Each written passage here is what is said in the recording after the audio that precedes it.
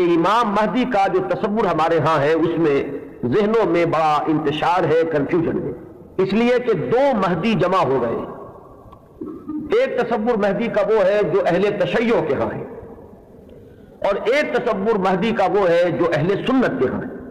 ان دونوں میں زمین و آسمان کا فرق ہے۔ صرف ایک لفظی اشتراک میں، ایک نام کے مشترک ہونے نے ذہنوں کے اندر بہت سے مغالطوں کا جال جو ہے وہ پھیلا دیا ہے۔ اس کے لیے مجھے جو بنیادی فرق ہے اہل سنت میں اور اہل تشیع میں، اس میں سے ایک موضوع پر گفتگو کرنی ہوگی۔ اہل سنت کا جو مجمع علیہ عقیدہ ہے، اسی سے ہم نے گفتگو شروع کی تھی، وہ ختم نبوت۔ نبی اکرم صلی اللہ علیہ وسلم پر ہر نوع کی نبوت ختم ہو چکی۔ آپ کے بعد کوئی نبی نہیں ہے، نہ کوئی ذلی ہے، نہ بروزی ہے، نہ جزوی ہے، نہ کلی ہے، نہ صاحب شریعت ہے، نہ بغیر شریعت ہے، نہ صاحب کتاب ہے، نہ بغیر کتاب۔ نبوت کی بنیاد ہے وحی نبوت پر، اور وحی نبوت کا دروازہ بند ہو چکا، یہ کھڑکی ہمیشہ ہمیش کے لیے بند ہو۔ اسی ضمن میں نبوت کا خاصہ ہم مانتے ہیں عصمت، معصوم ہونے۔ معصومیت جو ہے یہ خاصہ نبوت ہے اہل سنت کے نزدیک۔ جب نبوت ختم ہوئی تو معصومیت بھی ختم۔ اب خطا کا امکان ہے، اجتہاد کا دروازہ ہے، کھلا ہے۔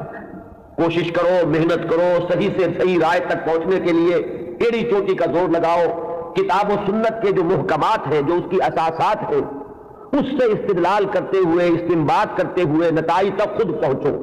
یہ اجتہاد ہے۔ اس اجتہاد میں جہاں ثواب کا امکان ہے، خطا کا بھی۔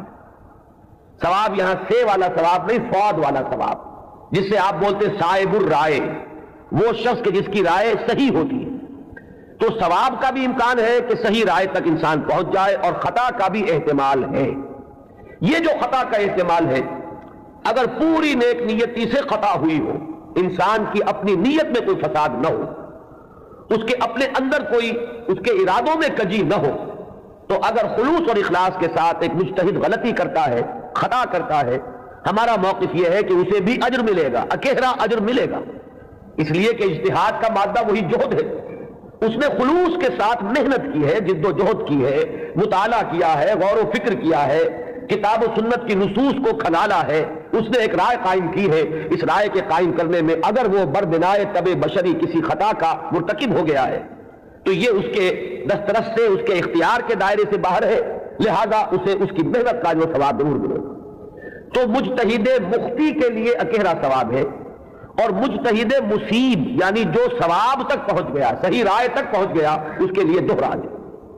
یہ معاملہ میں نے اس سے پہلے بھی ایک مرتبہ عرض کیا تھا کہ ہمارے ہاں اتنا قطعی ہے کہ ہمارے نزدیک حضرت ابو بکر بھی معصوم نہیں ہے، حالانکہ بالاتفاق وہ سب سے افضل ہے پوری نوع انسانی میں انبیاء کے بعد، افضل البشر بعد الانبیاء بالتحقیق، صرف اس امت میں نہیں، کل نوع انسانی میں۔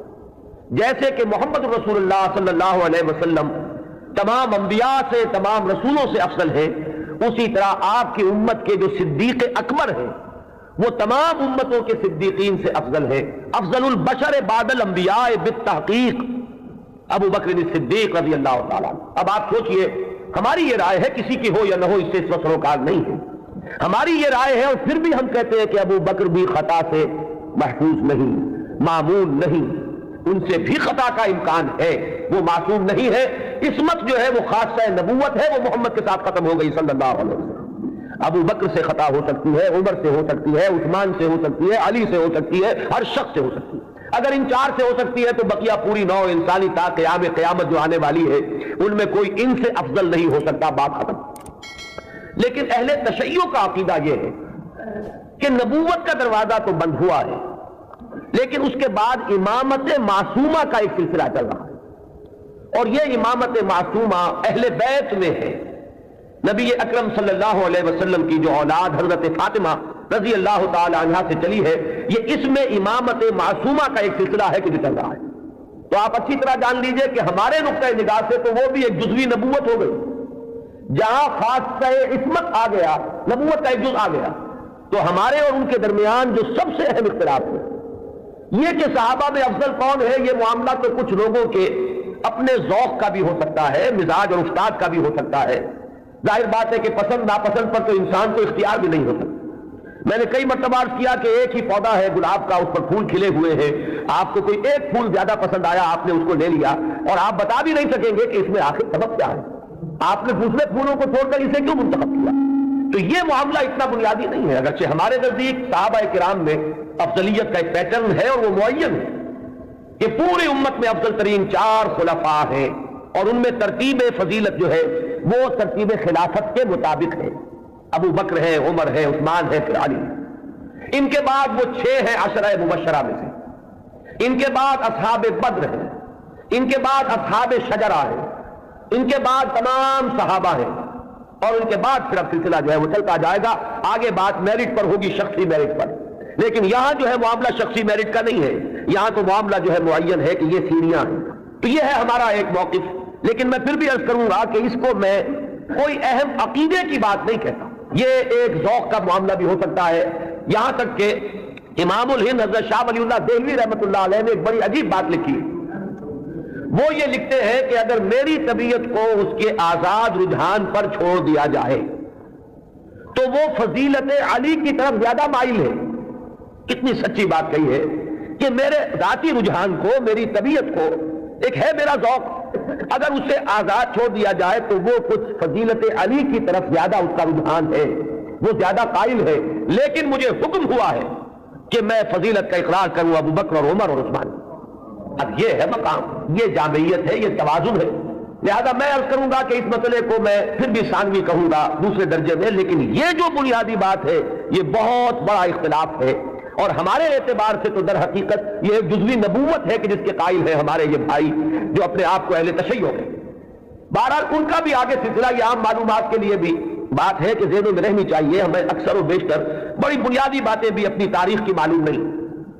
ہم چونکہ سنی ہیں, سنیوں کے اختلافات کو ہم خوب جانتے ہیں, لیکن یہ کہ اہل تشیع میں اختلاف آگے کیا ہوئے ہیں اکثر و بیشتر ہمارے علم میں نہیں ہے. ان کا جو یہ معصوم امامت کا سلسلہ ہے, حضرت علی, حضرت حسن, حضرت حسین, حضرت حسین کے صاحبزادے حضرت علی بن حسین جنہیں امام زین العابدین کے نام سے پکارا جاتا ہے, پھر ان کے بیٹے ہیں محمد باقر, ان کے بیٹے ہیں جعفر جن سے فقہ جعفری چل رہی ہے. یہ 6 امام تو ان کے ہاں متفق علیہ, ان میں تو یہ جو شاخ چلی ان میں کوئی اختلاف نہیں ہے کہ یہ سب کے نزدیک ان میں متفق علیہ ہے ان کی امامت, اور یہ سب امام معصوم شمار ہو گئے. لیکن 7ویں امام پر آ کر ان کے ہاں ایک تقسیم ہو گئی. بڑے بیٹے اسماعیل تھے تو ان سے ان کے ماننے والے اسماعیلی کہلائے. اختلاف ہوا کہ اب امامت جو ہے حضرت جعفر صادق کی اولاد میں سے کس کی طرف منتقل ہوئی, اختلاف ہو گیا. بڑے بیٹے کے ماننے والے یہ کہلائے اسماعیلی, اور چھوٹے بیٹے سے جو چلا وہ پھر مسئلہ وہی چل رہا ہے. ان کے پھر مزید 6 امام ہیں جن میں سے 11ویں امام جو ہے ان کے بارے میں ایک تو تاریخ کی روایت یہ ہے کہ وہ لا ولد فوت ہو گئے, اور ایک روایت جو اہل تشیع کے ہاں ہے وہ یہ ہے کہ ایک بچہ ان کے ہاں ہوا تھا جس کو انہوں نے اخفاء سے کہیں بھیج دیا باہر, اندیشہ یہ تھا کہ حکومت وقت اس کو قتل نہ کرا دے. وہ ہیں ان کے تصور میں امام مہدی, وہ جن کو بچا لیا گیا تھا وہ کہیں کسی غار میں روپوش ہے, اور وہی ہے آخری زمانے کے قریب ان کا ظہور ہوگا. وہ زندہ ہے, غار میں موجود ہے, ان کا ظہور ہوگا, وہ امام المہدی ہے. اور ان کے آنے کے بعد پھر یہ مسلک بھی ظاہر بات ہے کہ اسلام ان کے نزدیک تو وہی ہے جسے وہ اسلام کہہ رہے ہیں, یعنی شیعت جسے ہم کہتے ہیں. اس مسلک کی بھی فتح ہوگی اور یہی اسلام جو ہے پھر پوری دنیا کے اوپر چھا جائے گا. انہیں قائم آل محمد بھی ان کے ہاں کہا جاتا ہے. تو یہ ہے تصور امامت کا اور امام مہدی کا شیعہ حضرات کے. کیونکہ درمیان میں نے بات آپ کو ایک بتائی تھی کہ 7ویں امام پر آ کر اختلاف ہوا ہے, تو جو بڑے بیٹے اسماعیل سے جو سلسلہ چلا وہ بھی کچھ عرصے کے بعد 2 حصوں میں تقسیم ہو گیا. ان میں سے ایک حصہ ابھی چل رہا ہے کہ وہ امامت نسلاً بعد نسل چلی آ رہی ہے, وہ تو ہمارے ہاں کے یہ اسماعیلی ہے. یہ اسماعیلی اس وقت ان کے امام ہیں, آغا خان تھے, آغا خان کے پوتے اب ان کے امام ہیں, اب کریم آغا خان, یہ ان کے نزدیک امام معصوم ہے, ان سے کسی خطا کا امکان ہی نہیں.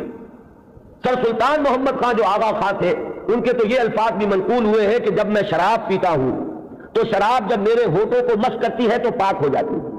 یعنی یہ امام معصوم تو وہ شے ہے کہ جس سے کوئی ناپاک چیز چھوئے گی تو پاک ہو جائے گی. جیسے وہ تصور ہے کہ ایک چیز، ایک پتھر کوئی ایسا بھی ہے کہ جس کو وہ چھو لے وہ سونا بن جاتا ہے. تو اسی طریقے سے یہ امامت معصومہ کیا ہے اس کا آپ تصور کیجئے. تو جو ایگزیکٹ لائن ہے امامت کی وہ تو در حقیقت ان کے ہاں ہے کہ وہ امامت معصومہ کا تصور جو ہے بغیر کسی سلسلے کے ٹوٹے ہوئے وہ چلا آ رہا ہے. ہمارے ہاں جن کو ہم آغا خانی کہتے ہیں، اسماعیلی کہتے ہیں، ان کے ہاں، ان کے ہاں دوسری شاخ وہ ہوئی تھی کہ اس میں بھی آگے چل کر امام غائب ہو گیا، وہ دوسرا امام ہے غائب. تو ایک امام غائب تو وہ ہے جنہیں امام المہدی کہا جاتا ہے، وہ ہمارے ہاں کے جو عام شیعہ حضرات ہیں جنہیں